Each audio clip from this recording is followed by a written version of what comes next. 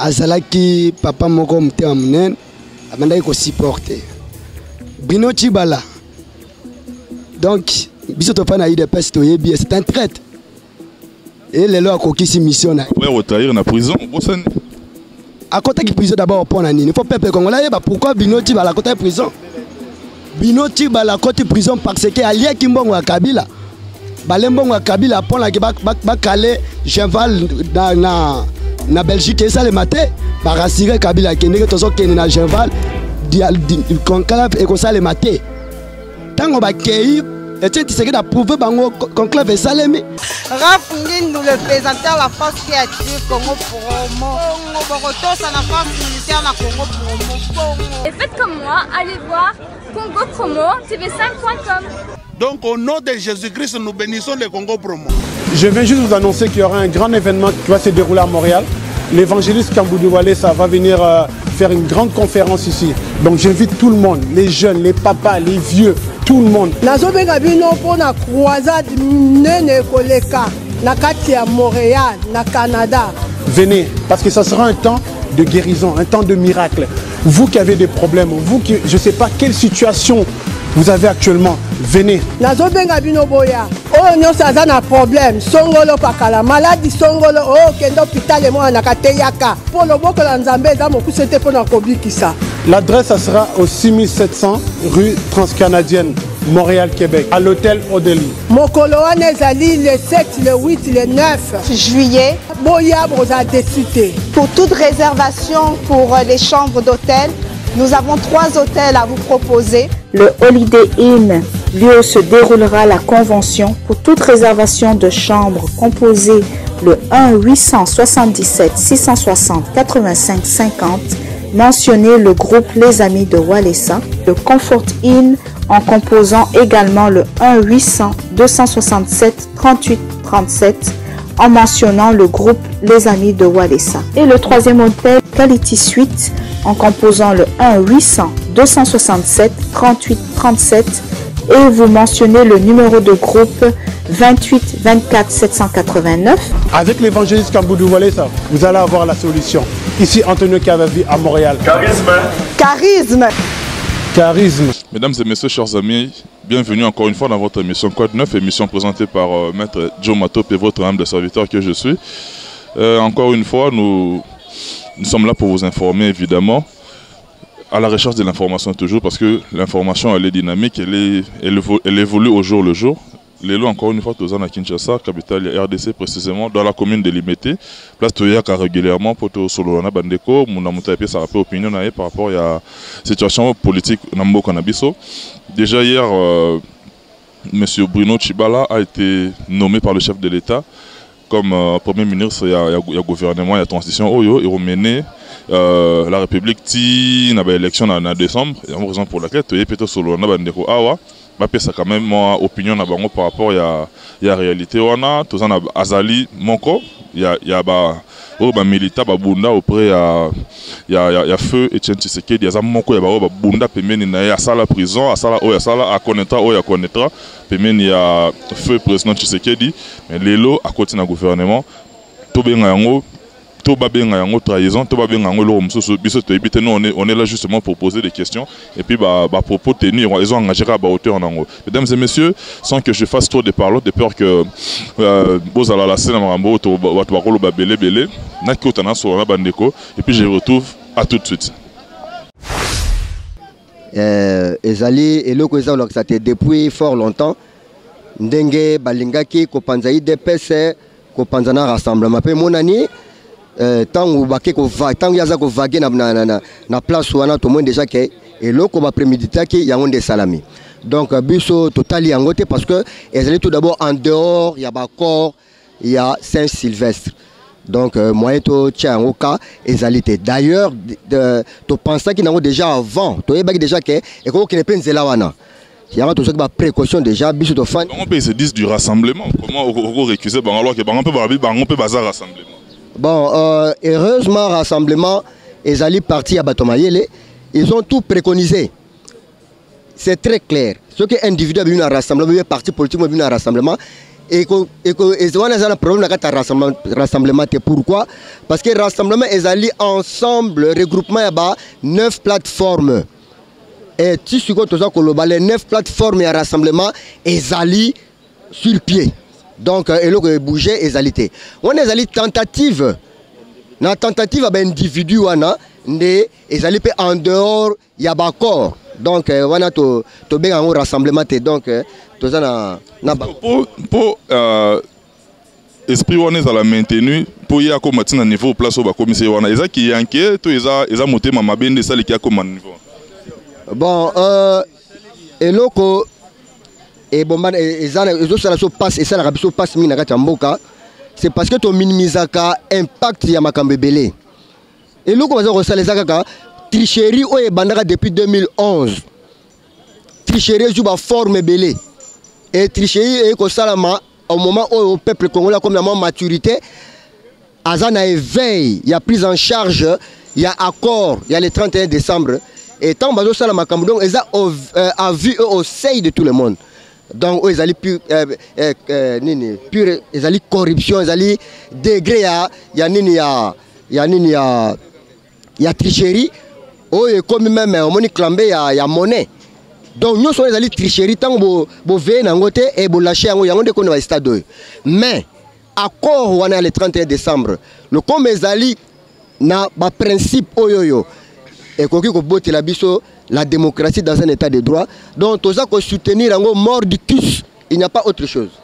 Merci papa na so la pena bandiro misusu ezaka monda mundambo muna mtape sa moi idenda mundambo mais s'il faut réfléchir bien est-ce que tu se diriger vers les élections donc moi qui m'y écoute en ango na banza ke na lingina lo bana peuple congolais ayo ka bien oyo bazali banda na oyo bazana kati toko kene élection na mutuloko la Tshibala ou azali ndoki ya peuple congolais par rapport à quoi peuple congolais zo s'attendre na gouvernement Tshibala te pour que mene élection toyebi pe yango te totika la pe kolinga yango te donc oyebisa OK tozana tina gouvernement na te toyebi pe yango te d'abord ekomela pete calamité zolongo on récusé Bruno Tshibala ngai na yo toyebi quand même lutte o ya salaki pe meni ya président ya feu président Tshisekedi Bruno Tshibala za quand même moto ya bunda ki pe sérieusement pe meni ya pour état de droit pe meni ya feu président Tshisekedi mais elle a commis pe on a quelque part il faut et comme on était heureux à peine une consécration moko boye que moko pe ya bato ba bundaki azape wana a contrôler pas même pe to ko mati d'élection oyebi Etienne Tshisekedi en vie azalaki papa moko mutema munene abandaki ko supporter Bruno Tshibala donc biso to pa na UDPS toyebi c'est un traître et lelo akokisi mission na ouais retrahir na prison bosani à côté de prison d'abord pour nani il faut peuple congolais pourquoi Bruno Tshibala à côté de prison Bruno Tshibala à côté de prison parce que allié kimbongo à Kabila balembongo à Kabila pour la ba calé Genval na Belgique et ça le matin ba rassurer Kabila kende que tozo kende na Genval conclave et ko ça le matin tango ba kei et tu sais que da prouver bango conclave et salemi tango ba ye Kabila tuni bango question mais yo loba ki ke conclave on est ko sale maté kuma e salemi azangi maloba koloba e ba comme kolukisa ba kangae akimaki e ay ko kosa ke mise za passe peuple congolais bien bien pona kende na Belgique aux soins o kenga ke ko kima à partir wana ni bakangi akote lango boloko tanga koti boloko bino balandi eti kuna na makala ba expliquer ba bibo malgré olembo na biso mais to na mission mususu ya kosala nayo yo ndima obima bongo tosala na mission mususu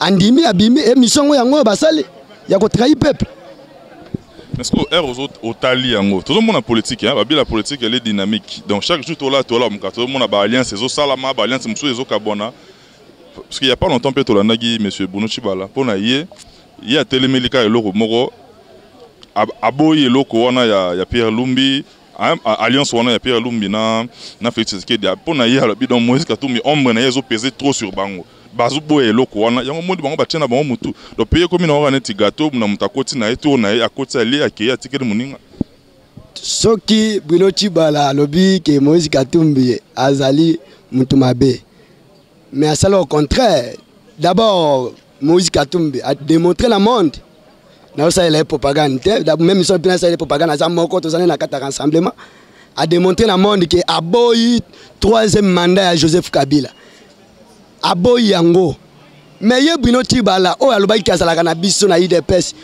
o biso depuis Kabila azala na pouvoir ata mukolo moko tête otikala ko benga e président na ba nego tout ba loba parce que monde entier bazolanda biso donc ba besoin peut pas comprendre faut biso tous sur place na pays ba linga ba comprendre nenge température eza awa na mboka donc bref ba nego ba retenir que nenge d'après opinion na yo ozomona kaka flou eza liboso po ba nego ko retenir que ndenge ba kondia rassemblement basi ba lobaki ba commune ba track que lundi toza na marche populaire tozo benga na Joseph Kabila na régime na mobimba le jour à lundi tozo benga na bango lundi o bango ko tina mutu ya stir yangwana. Merci namoni razo papa olingo baksani tozo ya oloba papa olingo baksani na oyo ndeko wana ba bon elona koko bakisana o ndeko alobi eza ndenge wana en tout cas lundi ndeza mokolo ya suka Kabila tozo benga na ye na gouvernement na ye bango nyonso bazoko kende parce que Kabila aza illégitime ye na gouvernement na ye eloko elinga ko pesa ye poids ezaki accord ya 5 ans lokola accord wana a rejeté yango azui bato bazali faible à corrompre bango o baza na souci ya population te population azonyo kama lelo dollar toujours komata électricité ya biso moko eza tozwa kangote mai tozwa kangote banzela ekufa eloko moko te ezo marché na ezala kuluna nyonso na mboko eloko moko te ezo marché yo ebisanga moto akondima kosala na Joseph Kabila moto aza illégitime mbuma nini ya malamu ekoko bota na mboko eloko moko te c'est pratiquement impossible baya ko zwa résultat moko escompté na suka yango wana biso population tolobi niet en tout cas lundi makambo il faut sila makambo il faut sila kaka ba ndeko baza na majorité bango bazo brandir ka ba alibalene ya mususu ezolo bake nul a ko kozwa pouvoir par la force ozomonate bango mpe bazodiembelaka na kota constitution. Non papa bato nyonso baza na majorité ce n'est que normal parce que baza corrompu bato tout baza na majorité na mona nanu te moto moko a se soucia po na mboko oyo basali 10 ans na pouvoir plus 5 ans toko bakse ya transition plutôt ou ya 1 plus 4 lokola 17 ans eloko moko te ya malonga basali na mboka oyo soki bango bako soutenir peut-être baza un intérêt biso population to trouver intérêt na biso te na gouvernement wana na ye Kabila to ko retenir ye pona nini et puis bato bazo soutenir ye baza minoritaire tambola na toutes les 24 communes voire même na ba province vous allez vous rendre compte que les gens sont en train de souffrir et c'est ainsi que nous disons niet en tout cas fini la récréation Kabila doit partir avec son gouvernement. Merci papa. Bon, et là on a l'ingénieur Bakissa, et ça qui régime nyonso, o ezana kati ya RDC depuis Mobutu, débauchage na bango et bandaka kana IDPS. Bango et bandé depuis 92 na bango na badani bangambo eza lelo. Les années 87. Na kore ya badolite bazwaki baki basa banani bakenda na comité central.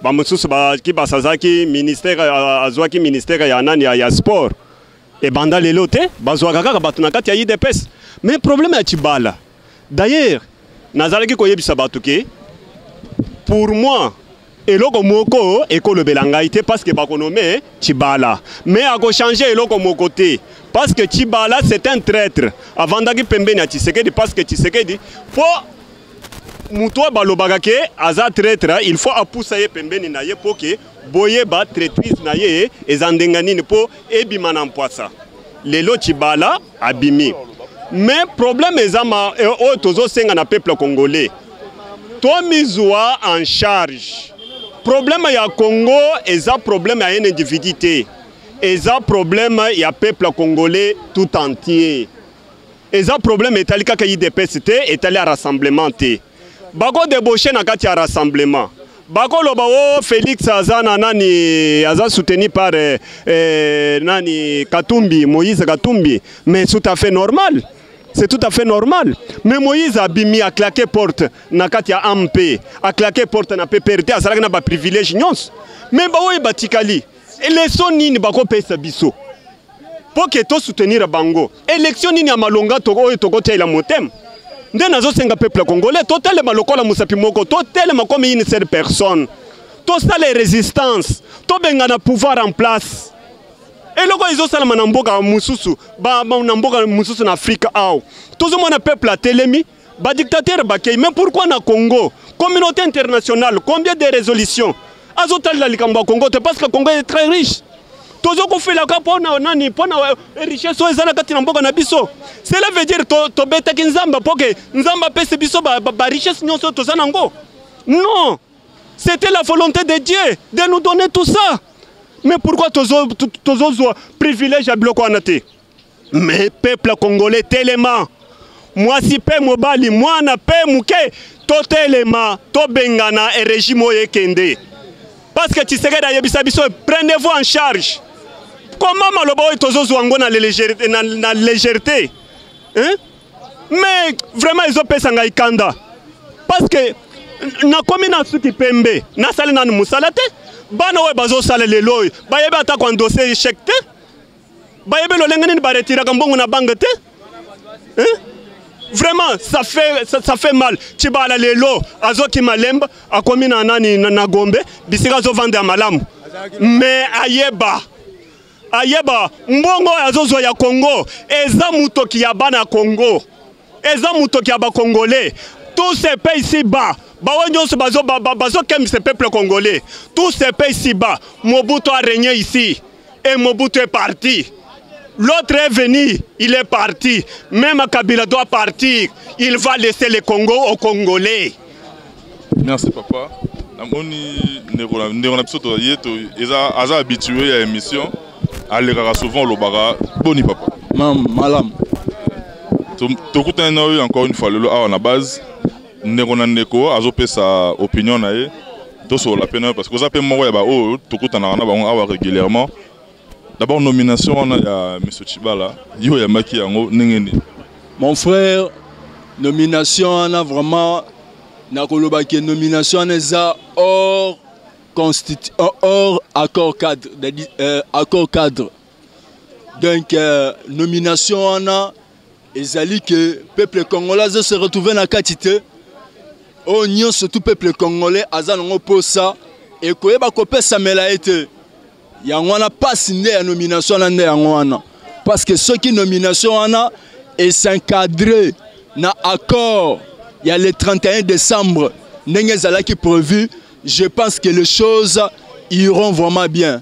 Mais comme ils ont hors accord, il y a le 31 décembre, c'est vraiment impossible. Il y a des débauchages, il y a des militants qui sérieusement des débauchages, ils ont affaibli le parti quelque part. Mon frère, ils ont affaibli le parti, au contrepartie, ils ont encore davantage. Parti, ils ont comme ils plus fort. Mais maman Abisso, il y a aussi une lecture politique qui est qui bande ko balobi yo ko baksanini na o déjà bande ko baolo. Na élection et salami ya premier ministre.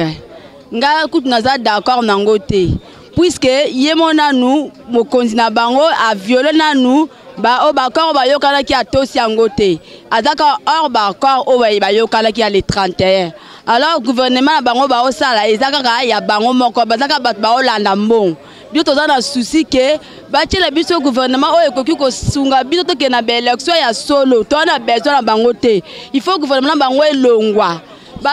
Mboka ezotambola na kiyanki ete ezotambola na motema mabe question wana nde ezongelanga mingi na mutu mboka etambola na motema mabe na kiyanki na bango bango moko bato lokola bafandi wana na makasi na bango basala kiyanki na bango mpo mbongo bakabola butu na moi bakabola ka bambongo biso mo bakangola pe tolingani te so amoni kaka mbongo alandi mbongo atiki kolanda oyo ba peuple balingi. Est-ce qu'on a wana s'il faut oloba liloba moko na bande ko bota la biso na monde entier il faut ta la na caméra o baza li banda ba comprendre situation ningi zo le ka awa to vivre makambo wana ndenge nini awa to vivre makambo wana ezaka passe na passe bis na biso zalara to pesa micro na petit peuple boyoka quand même situation ningi za vécu awa sur place na moka donc ezana ndenge ya mabete ezana ndenge soki ya ndenge nini te mais ezaki mutu nyonso azana droit ya loba tant que le Cambodge concerné payer pour payer zali et ça maman na biso nyonso biso tout okuta Congo to kene to tika ngoma to tika héritage nini na ba oba oyasima. Mesdames et messieurs, l'année wana auto sola qui n'a bandeko, chacun a émis son opinion par rapport à sa conviction, par rapport à ses idéaux. Biso tozali on a répondre entendre mais qu'on a bandeko va ça quand même opinion na bango ne to messana ko so na bango. Et temps pour moi de dire un grand merci na bino tout bozali ki belé ya ko prêter attention na bino particulière ya Rolanda émission oyo. Nous allons toujours là pour vous informer. Un grand merci à M. Rafingindo, autorité morale ici de Nabiso Congo Promo, à qui j'ai dit bien des bonnes choses. Merci pour la confiance. Grand merci également à notre coordonnateur Serge Piana. Merci encore une fois. Merci Mingi pour l'efficacité à Moussala. Merci à notre ami Cédric Bampalengala Molomé, professeur des élèves, les spiritualistes, derrière la caméra et rond dans l'ombre. Merci beaucoup Naye. Et puis Nabande Kotou, comme la biso na diaspora, on est là pour vous, on vous aime beaucoup. Numéro Nabiso vous allez afficher. Bon les matériaux comme la biso, suggestion, remarque, en tout cas, les bienvenus. WhatsApp Nabiso, on a tous les réseaux sociaux qui ont le même numéro. Déjà le 30 avril. Le 30 carré moi c'est mon anniversaire. Nabi Keba Oyanga Pe Bazalaka, on s'est manifesté à travers le numéro, on est allé afficher. Le 30 avril, retenez bien, c'est l'anniversaire de Maître Joe Matope, Oyo Abino. Nabi Keba Oyanga, en tout cas Bazali, n'a pas sapé merci du côté de Paris, n'a bande Kebele. Papi c'est à Iceman, mon ami depuis Paris. Grand merci également à Hugues Mbala Basco, toujours à Paris. Grand merci à Garin Gizoulou, le mari de Madame Morgan. Paris, on a kaka merci na bande Koutou Hollande Rabison à Paris, Gumba la Basque encore une fois. Merci beaucoup na Onyoso, na King Foreman Massala mon ami, Motenabino Mastatou à Paris, na Londres, la petit grand merci na madame merci Makasi na Londres, na madame Mora comme elle a régulièrement. C'est la famille donc maman il y a Moses, maman na Josué, maman na Mary, wana ezali bongo madame Fonou Mathilde Olenga. Fonou Mathilde Olenga na Londres na pesi Obambo Tebele et puis na pesi grand merci du côté des États-Unis na banderonanga na frontière entre États-Unis et Canada. On toza bongo na ville ya Lewiston Maine, na Lewiston Maine na zona bandeko wana oyo batika radio matopete. Merci beaucoup na bolingo na bino. Là je vois Féroce Nemvemba, mwana maman Rosa. Féroce Nemvemba, mwana maman Rosa, merci na yo soki na monyo malama o ifona mona master na ngai Tigana Tigre Thiago Bukasa. Maître Tigre Thiago Bukasa mobile ya Venus Label. Au plus c'est là il passe à Madame Mbote, na bof na biso pepe sa bango to bambote, on vous aime beaucoup. Johanna Marélie Matop et ma fille, de gros bisous na yo, je vous retrouve très prochainement avec le même plaisir. D'ici là portez-vous bien, bye, à la prochaine.